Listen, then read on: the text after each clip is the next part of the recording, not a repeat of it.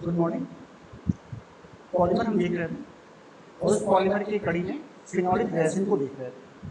Phenolic resin का preparation हो गया है, उसकी कंपैरेटिव स्टडी हो चुकी है। फिनोलिक रेजिन को हम लोगों ने अलग अलग पैरामीटर्स पर देखा है। फिनोलिक रेजिन को केवल पहले प्रिपरेशन देखा गया है, फिर हमने क्या देखा है, फिनोलिक रेजिन को पॉलिएस्टर एंड नायलॉन्स यानी पॉलीएमाइड्स के साथ भी मिला करके देखा है। मतलब कंपैरेटिव स्टडी किया गया है और उस कंपैरेटिव स्टडी में हमने देखा है किस तरह से हम अलग अलग पॉलीमर्स को प्रिपेयर कर सकते हैं और उनके लिए अलग अलग तरह के कैसे सबस्ट्रेट के मॉलिक्यूल्स हैं। इन सभी बातों को देखने के बाद जो हमारा अगला टारगेट है फिनोलिक रेजिन में, तो फिनोलिक रेजिन में हमें अब देखनी पड़ेगी इसकी प्रॉपर्टीज को, किसकी क्या क्या प्रॉपर्टीज हैं, क्या क्या यूनिक प्रॉपर्टीज हैं और उसका किस तरह से हम यूज कर रहे हैं, कॉमर्शियल यूज कैसे कर रहे हैं। तो टॉपिक हमारा जो है फिनोलिक रेजिन है।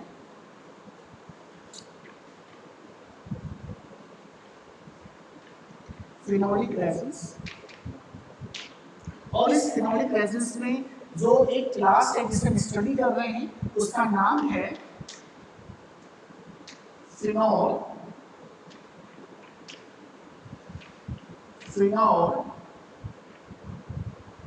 Formaldehyde resin.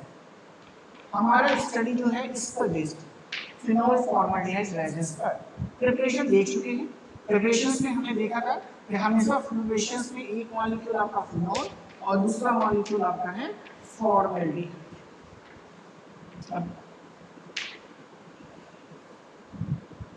फॉर्मल्डिहाइड सभी को फॉर्मूले पता है। फिनोल को ऐसे रिप्रेजेंट करते हैं एंड फॉर्मल्डिहाइड मींस HCHO। ऐसा ये ग्रुप जो है ये CH2OH के फॉर्म में इंसर्ट होता है, या तो इस पोजीशन पर, या तो इस पोजीशन पर, या तो इस पोजीशन पर। ये आर्थो पोजीशन है, ये पैरा पोजीशन है और ये आर्थो पोजीशन है। और इस ग्रुप को किस नाम से जानते हैं? इस ग्रुप को हम जानते हैं मेथाइलॉल। ये और फिर मेथाइलॉल का इंसर्शन मेथाइलेशन कहलाता है। उसके बाद अलग अलग कंडीशंस पर कि आपके कैटलिस्ट का नेचर कैसा है और साथ ही साथ फिनोल और फॉर्मल्डिहाइड का रेशियो कैसा है, उसके अकॉर्डिंग जो है अलग अलग तरह के प्रोडक्ट बनते हैं। फर्स्ट हम देखते हैं नोवोलेट बनता है, फिर रिशॉल बनता है और रिशॉल को फर्दर आप हीट करते हो तो 3 डायमेंशनल नेटवर्क बनता है, उसे हम कहते हैं रिसाइट। और वास्तव में जो बैकलाइट है वो रिसाइट ही है, तो ये हम जानते हैं। इन सभी का प्रिपरेशन हमने पिछले वीडियो में आपको बता करके रखा है, तो दोबारा उसको बताने की आवश्यकता नहीं है। बस थोड़ा सा मैंने यहाँ पे आपको समराइज किया कि वास्तव में अगर हम देखें तो फिनोल एंड फॉर्मल्डिहाइड का फार्मूला कैसे है और ये CH2OH के फॉर्म में या तो इस पोजीशन पर, या तो इस पोजीशन पर, या तो इस पोजीशन पर अटैच होगा।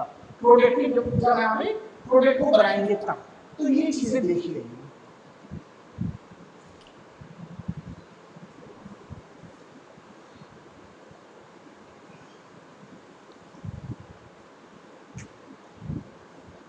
नेक्स्ट होगा प्रॉपर्टीज।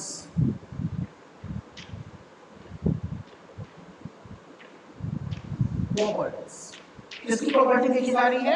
ये प्रॉपर्टी देखी जा रही है फिनोल फॉर्मल्डिहाइड रेजिन की। तो कंफ्यूजन नहीं होना है। Properties for what? Phenol formaldehyde resin. Okay, तो कुछ यूनिक प्रॉपर्टीज हैं जिन प्रॉपर्टीज को मेंशन करना जरूरी है। उन प्रॉपर्टीज के आधार पर ही उसका एप्लीकेशन बेस्ड होता है। तो क्या क्या यूनिक प्रॉपर्टीज हो सकती हैं, उन प्रॉपर्टीज को हम एक एक करके देखते हैं यहाँ पर है। तो सबसे पहली प्रॉपर्टी क्या हो सकती है? तो फर्स्ट नंबर क्या हो सकती है? फर्स्ट प्रॉपर्टी हो सकती है ये जितने भी आपके फिनोलिक रेजिन्स हैं ये सभी की सभी मोल्डिंग रेजिन्स हैं।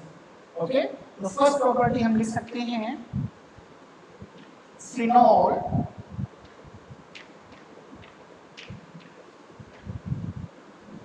फॉर्मल्डिहाइड resins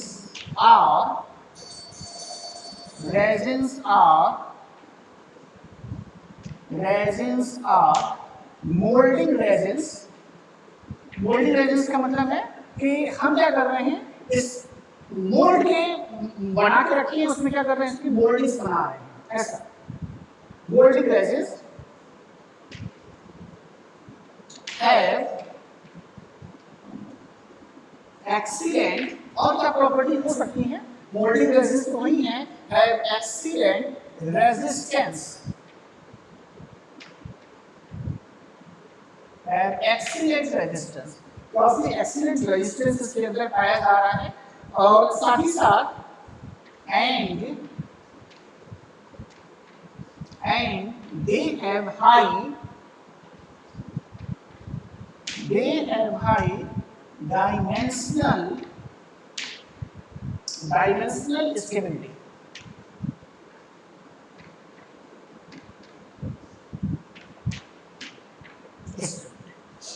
तो मोल्डिंग रेजिस्टेंस है, एक्सीलेंट रेजिस्टेंस पावर है, और साथ ही साथ 3 डायमेंशनल स्टेबिलिटी जो है काफी गजब की है, काफी अच्छी है। तो तीनों डायरेक्शंस में इसकी स्टेबिलिटी बहुत अच्छी है। तो पहली प्रॉपर्टी ये है। तो देखिए पहली प्रॉपर्टी से लगेगा जो भी मोल्डिंग सामान होंगे उसको बनाने में इस्तेमाल हम कर पाएंगे, ओके, और बहुत अच्छा रिजिड फॉर्म देगा, काफी मजबूत चीज बनेगी। दूसरा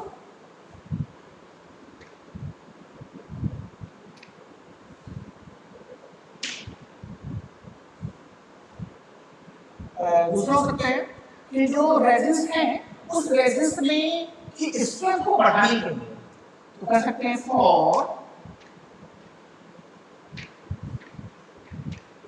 for improving properties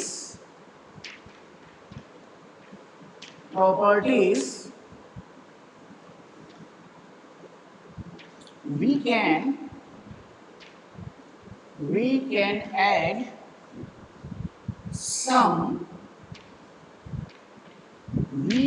add some fillers such as, क्या यूज कर सकते हैं, लकड़ी यूज कर सकते हैं, वुड का इस्तेमाल कर सकते हैं, फ्लोर का इस्तेमाल कर सकते हैं, और माइका का इस्तेमाल कर सकते हैं, एक्सेट्रा। तो इसकी प्रॉपर्टीज को और इंप्रूव करने के लिए और उसमें एक्सीलेंट पावर को लाने के लिए कुछ फिलर्स का भी इस्तेमाल हम करते हैं जिससे इसकी प्रॉपर्टी और भी बढ़ाई जा सकती है। तो लकड़ी का इस्तेमाल कर सकते हैं, माइका का इस्तेमाल कर सकते हैं, तो ये सब भी इसमें हो सकता है। अगला बात जो है तीसरा point, they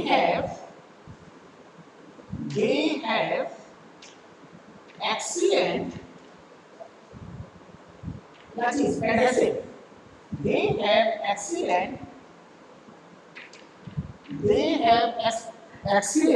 adhesive and bonding strength। तो एडहेसिव के साथ ही साथ बॉन्डिंग स्ट्रेंथ भी काफी अच्छी है, excellent adhesive and bonding strength. तो अच्छा खासा इसमें एडहेसिव एंड बॉन्डिंग स्ट्रेंथ है, इसका भी इस्तेमाल जो है हम कॉमर्शियल पर्पस के लिए कर सकते हैं। साथ ही साथ डाइइलेक्ट्रिक प्रॉपर्टीज भी काफी अच्छी हैं। तो they have good dielectric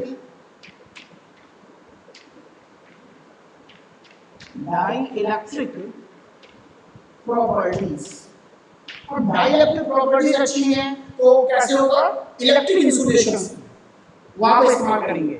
कोई ऐसी चीज जिसमें हम लोग चाहते हैं कि हम लोग इलेक्ट्रिक इंसुलेशन में इस्तेमाल करें तो उसको भी हम किससे बना सकते हैं, इस फिनोल फॉर्माल्डिहाइड रेजिन से हम बना पाएंगे। तो एक अच्छा खासा एप्लीकेशन हमारी नजर में आ गया है।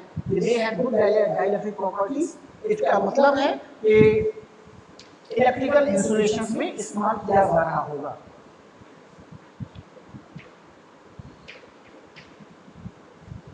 They are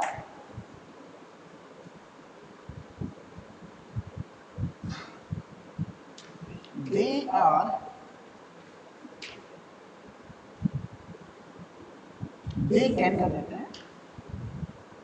can react with alkalis।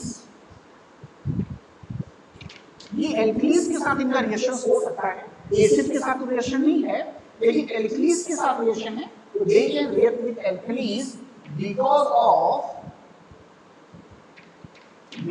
Of because of presence of hydroxy group. Hydroxy groups, hydroxy groups. अब हाइड्रोक्सी ग्रुप्स प्रेजेंट होने के कारण ये इजीली एल्कीन्स के द्वारा रिएक्शन कर लेते हैं। हाइड्रोक्सी ग्रुप आपको कहाँ देखने को मिल रहा है? तो आप देखिए, जब भी फिनॉल ऐसा मृत्यु, जब देखिए ऐसे, और रिएक्शन किसके साथ होता है? फॉर्मल्डिहाइड के साथ, ऐसा।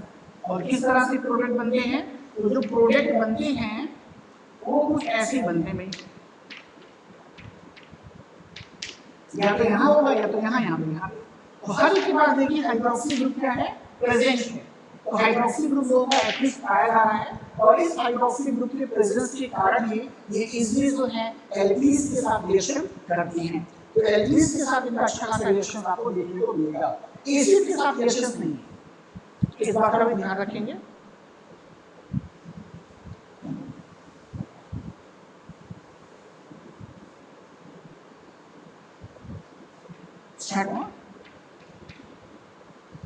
They are hard, rigid, and मजबूत है, rigid है, and stretch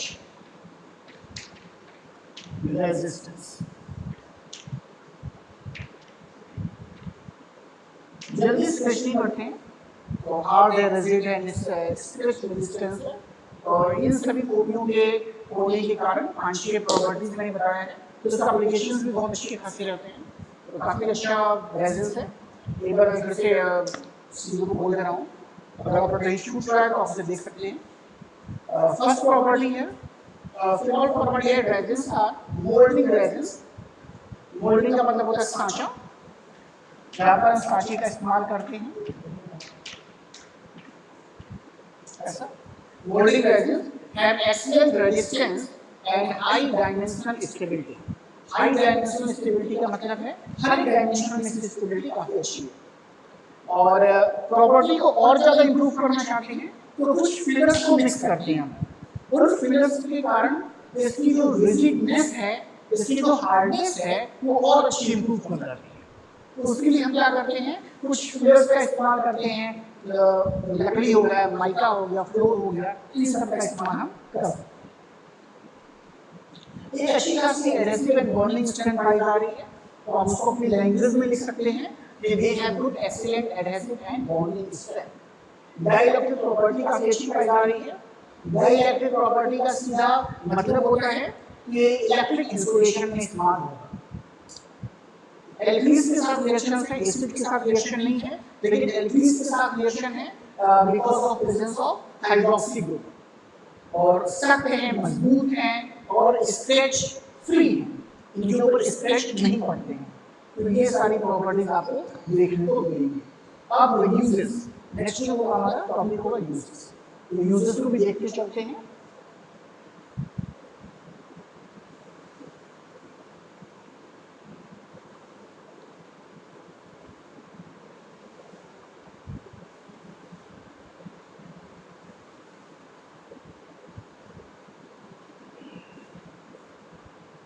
यूजेस,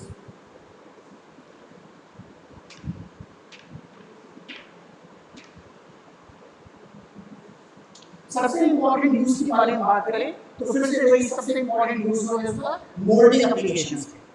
तो अगर मोल्डिंग एप्लीकेशंस में सबसे ज़्यादा इंपॉर्टेंस है, डेली लाइफ में हम देखेंगे कहाँ कहाँ देखने को मिलेगा, तो आपको देखने को मिलेगा टेलीफोन के पार्ट्स बनाने में, आपको जो लैपटॉप या कंप्यूटर है उसका जो कैबिनेट है उसको बनाने में, टेलीविजन के कैबिनेट को बनाने में, रेडियो के जो कैबिनेट्स हैं उनको बनाने में, पंखे के ऊपर जो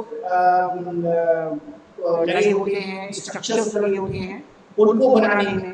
तो ऐसे में जितनी भी हार्ड चीज़ें देख रहे हो जो अनब्रेकेबल रहती हैं, उन सब में लगभग इसका इस्तेमाल करते हैं। ऑटोमोबाइल्स के पार्ट्स हैं, उन सभी को बनाने में हम क्या कर रहे हैं, फिनोलिक रेजिन्स का इस्तेमाल कर रहे हैं।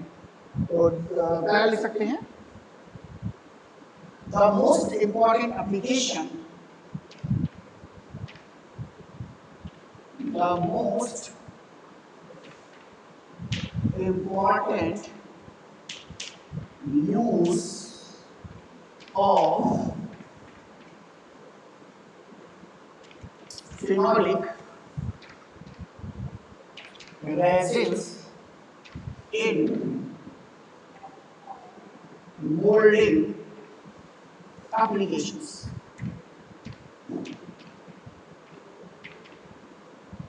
In molding applications. कैसे molding applications? तो then अगली लाइन में सकते हैं they are widely used in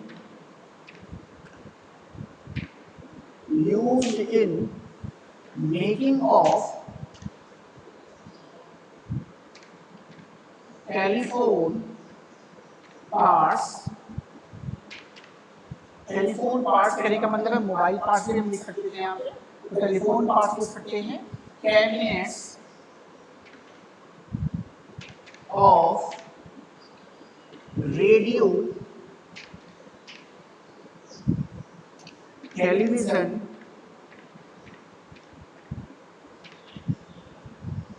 radio के हो सकते हैं, टेलीविजन के हो सकते हैं, साथ ही साथ हो सकते हैं cabinets of radio television and automobile parts and automobile parts. इन सभी की फॉर्मेशन में, इन सभी की मोल्डिंग से हम इसका इस्तेमाल कर सकते हैं। Telephone parts, cabinet of radio television, computers भी कर सकते हैं। यहाँ पे कंप्यूटर्स का जो कैबिनेट है, जो डेस्कटॉप का जो कैबिनेट है उसको बनाने में भी इसका इस्तेमाल किया जाता है, तो उसके यहाँ पे मेंशन कर सकते हैं। ये एक अच्छा खासा इसका यूज है। दूसरा यूज होगा इसकी एडहेसिव प्रॉपर्टी से रिलेटेड है। एडहेसिव प्रॉपर्टीज का अच्छी प्रॉपर्टी होने के नाते इसका यूज हम कर रहे हैं सैंड पेपर को बनाने में। इसके बाद जो आपके एब्रेसिव व्हील्स हैं उनको बनाने में कर रहे हैं, ब्रेक लाइन्स को बनाने में कर रहे हैं, तो इन सब जगहों पर भी हम कर रहे हैं। तो जो अगला हमारा ये होगा वो होगा ड्यू टू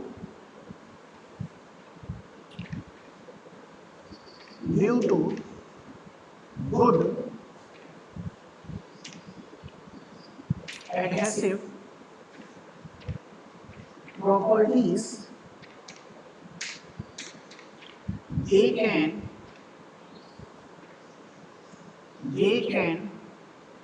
used in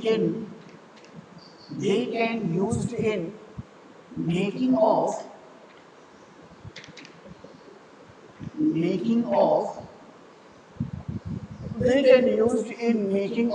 किन किन चीजों में, तो ब्रेक लाइन्स,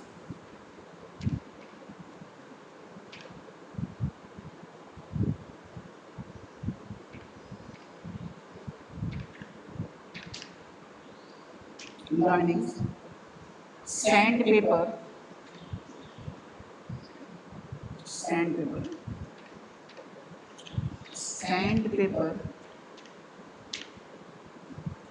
और एब्रेसिव व्हील्स को बनाने में कर सकते हैं। लिख सकते हैं abrasive AB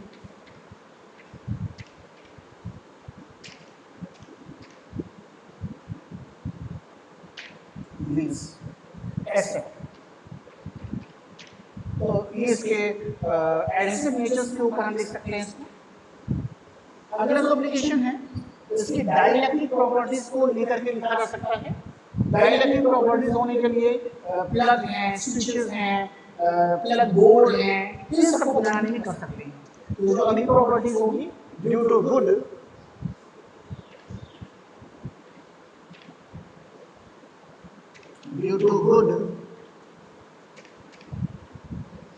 dielectric properties,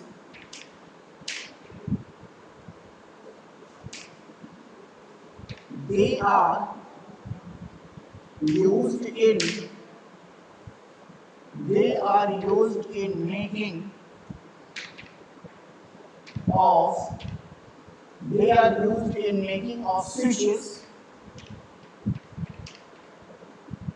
switch को बनाने में प्लस कर सकते हैं, स्विच बोर्ड्स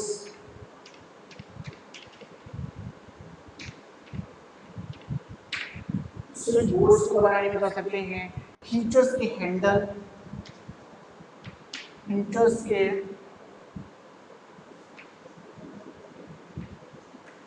हैंडल्स एक्सेट्रा। तो इन सभी जगहों पर आप देख सकते हैं जहां पर चीजें जो है डायरेक्टली जो है करंट के प्रभाव में है, स्विचेस हैं, प्लग हैं, स्विच बोर्ड्स हैं, हीटर्स के हैंडल्स हैं।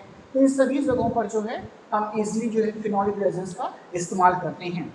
इसके अलावा कोटिंग्स जहाँ पे करना होगा, दीवार की कोटिंग्स हैं, मेटल की कोटिंग्स हैं, वहाँ पर भी इसके इस्तेमाल हम करते हैं क्योंकि इसका बहुत ही अच्छा एडहेसिव नेचर है, बहुत बॉन्डिंग इसकी बहुत मजबूत है। तो अगला जो हम देंगे लिख सकते हैं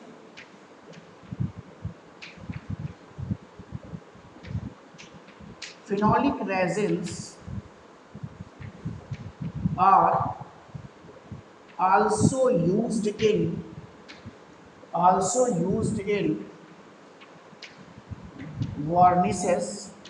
varnishes को बनाने में,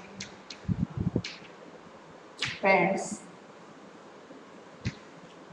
and protecting coatings।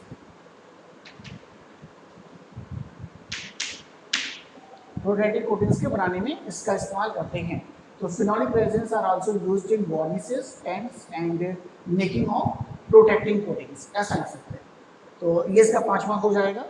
इसके अलावा एक इम्पॉर्टेंट इसका यूज है, जब कभी भी हम पढ़ते थे वाटर टेक्नोलॉजी, तो उसमें देखते थे कि आयन एक्सचेंज रेजिन्स, तो उन आयन एक्सचेंज रेजिन्स का जो बैकबोन है जिसमें आयन एक्सचेंज रेजिन्स को रखा जाता है, तो वो जो स्ट्रक्चर है उसको बनाने में भी इसका इस्तेमाल किया जाता है।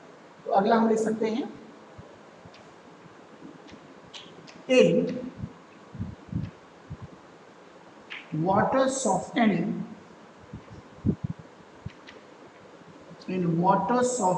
process,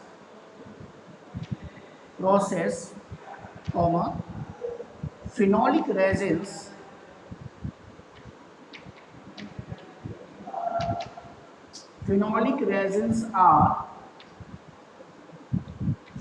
resins are used in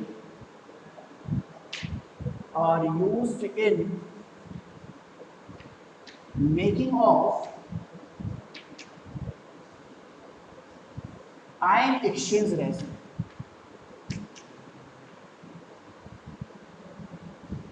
ion exchange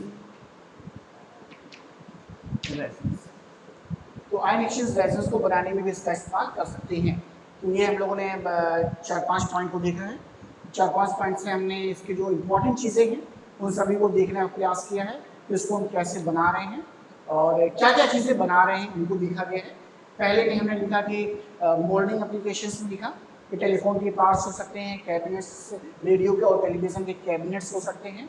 cabinet का मतलब जो पीछे वाला पोर्शन होता है, ऑटोमोबाइल के पार्ट्स हो सकते हैं, एडहेसिव प्रॉपर्टीज के ब्रेक लाइनिंग्स हो सकती है, सैंड पेपर, एब्रेसिव व्हील्स को बनाया जा सकता है। डाइलेक्ट्रिक प्रॉपर्टीज से क्या रिलेटेड है, स्विचेस बन सकती हैं, प्लग्स बन सकते हैं, स्विच बोर्ड्स बन सकते हैं, हीटर हैंडल्स बन सकते हैं। और एडहेसिव प्रॉपर्टीज बहुत अच्छी खासी इसकी पाई जा रही है, बॉन्डिंग प्रॉपर्टी बहुत अच्छी खासी पाई जा रही है। तो वार्निशेस में इस्तेमाल कर रहे हैं, पेंट्स में इस्तेमाल कर रहे हैं, प्रोटेक्टिव कोटिंग्स का जो मटेरियल है उसको बनाने में इस्तेमाल कर रहे हैं, और फिनोलिक रेजिन्स का यूज भी कर रहे हैं आयन एक्सचेंज रेजिन्स को बनाने में, जब हम वाटर सॉफ्टनिंग की प्रोसेस करते हैं उसमें। तो ये सारी चीज़ें हम देख रहे हैं। तो इस तरीके से हम देख रहे हैं कि फिनोलिक रेजिन्स का जो पूरा का पूरा टॉपिक है वो फिनिश्ड हो रहा है। तो फिनोलिक रेजिन्स अब खत्म हो रहा है, तो उसके बाद जो है हम अगला टॉपिक भी स्टार्ट कर सकते हैं। अगला टॉपिक हमारा है एमिनो रेजिन्स।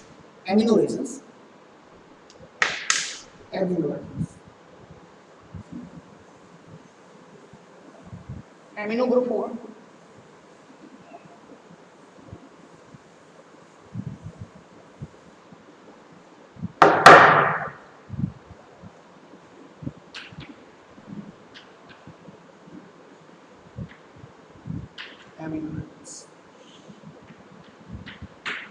एमिनो रेजिन्स का मतलब है कि these resins have at least one amino group। Amino group present होना बहुत जरूरी है। एमिनो ग्रुप इसमें आपको दिखाई देंगे। एमिनो ग्रुप का मतलब है एमीन ग्रुप से, वो आपको इसमें दिखाई देंगे। इसमें जो सबसे पहला जो देखने जा रहे हैं, तो सबसे पहला इसका ये है मेंबर है, उसको देखने जा रहे हैं यूरिया फॉर्मल्डिहाइड रेसिस। जो फर्स्ट मेंबर है उसका नाम है यूरिया फॉर्मल्डिहाइड रेसिस। नॉर्मली बनते कैसे हैं एमिनो रेसिस? एमिनो रेसिस का जब भी प्रिपरेशन होगा तो आप देखेंगे कि formaldehyde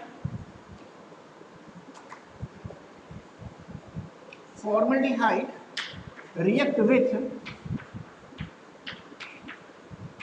nitrogen containing group।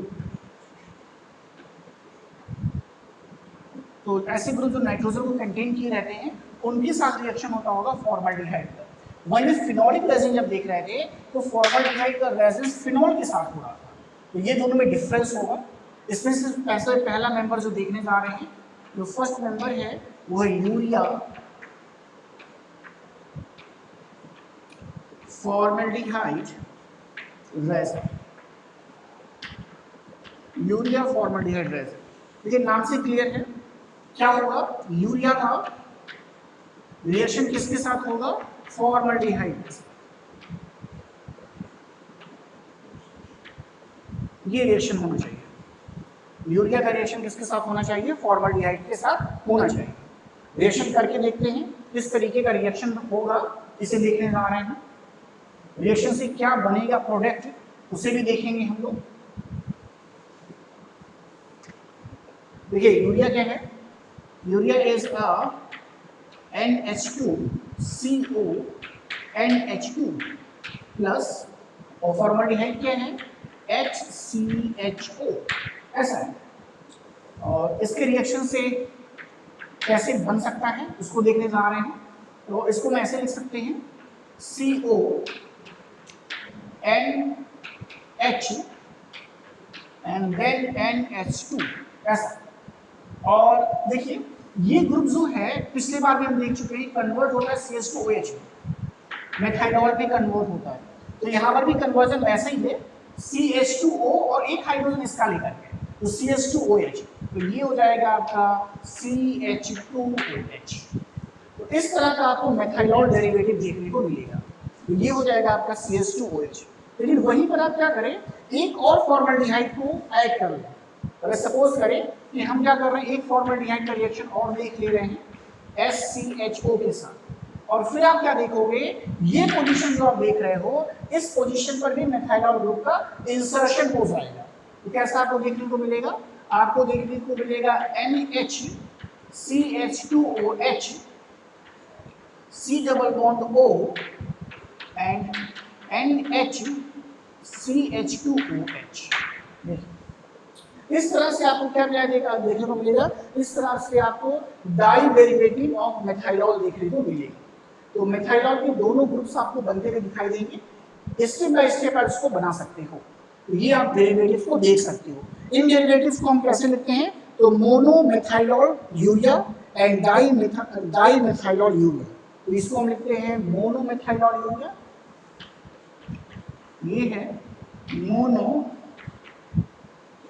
मेथाइनॉल urea, इसका नाम है, और ये है डाई मेथाइनॉल यूरिया। ये प्रिपरेशन देख सकते हैं। लेकिन अभी भी देखिए इसका मोनोमर नहीं बना है। तो जब पॉलीमर बनाने की बात आएगी तो पॉलीमर हम कैसे बनाएंगे, तो बहुत ही इजीली हम देख सकते हैं किस तरीके से पॉलीमर्स को बनाया जा सकता है। तो देखिए यहाँ पे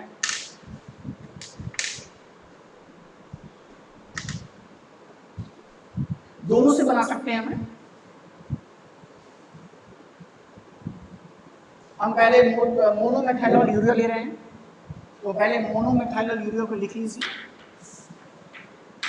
NHCH2OH C double bond O and NH2, ऐसा। तो सबसे पहले हम देखेंगे मोनो मेथाइनॉल यूरिया से किस तरह से हम डेरिवेटिव्स को बना सकते हैं। तो ये बात पहले देखने हम लोग जा रहे हैं। तो बहुत ही सिंपली क्या होगा, वाटर मॉलिक्यूल को लॉस करिए ऐसे। इससे मैंने H को बाहर करके लिखा था, तो एक वाटर मॉलिक्यूल को यहाँ से लॉस करके दिखा दीजिए इस तरीके से। तो आप क्या देखेंगे, ये कन्वर्ट हो जाएगा एक मोनोमर में जिसकी दो फंक्शनलिटी होगी ऐसे, और ये कन्वर्ट हो जाएगा NH2। तो देखिए एक इसका ये मोनोमर बन गया और CH2 भी तो होगा, ये ऐसे। तो इस तरीके से आप एक मोनोमर को बना सकते हैं। अब ये लीनियर चेन में एडजस्ट हो जाएगा ऐसे। और अगर आप सोच रहे हैं कि अगर हम डाइमेथाइल यूरिया को लेना चाहते हैं तो दो मॉलिक्यूल वाटर लॉस होगा, और दो मॉलिक्यूल वाटर को लॉस होने पे क्या हो जाएगा, इसी तरह का आपको प्रोडक्ट दिखाई देगा, लेकिन ऊपर भी आप ऐड कर पाओगे और नीचे भी आपको यहाँ पे एडिशन आप कर सकते हैं। इस तरीके से आपको दिखाई देगा। तो अगर दूसरे को हम देखना चाहें, दूसरे भाग में दूसरा अगर देखना चाहें तो NH CH2H है, C डबल बॉन्ड O है, NH CH2 ऐसा है। तो ये भी एक वाटर मॉलिक्यूल के फॉर्म में लॉस होगा और ये भी ऐसा। तो यहाँ पे वाटर मॉलिक्यूल फिर से लॉस होगा, टू मॉलिक्यूल्स ले सकते हैं ऐसा। और ये बन कैसे जाएगा, ये जो स्ट्रक्चर बनेगा ऐसे CH2 के साथ C double bond O and CH2। इस तरीके से आपको एक मोनोमर दिखाई देगा। तो इस तरीके से आप क्या कर सकते हैं, इसके मोनोमर्स को बना सकते हैं और इसको आपस में एड अप करके क्या कर सकते हैं, लॉन्ग चेन का फॉर्मेशन दिखा सकते हैं। तो ये यूरिया फॉर्माल्डिहाइड है। फिनोलिक बेसिस के बाद यूरिया फॉर्माल्डिहाइड बेसिस को भी हमने देखा है। तो ये इसके बारे में, इसकी प्रॉपर्टीज यूजेस अगली बार देखेंगे, और आने वाली वीडियोस में हम रबर्स के बारे में पढ़ेंगे। Okay, thank you.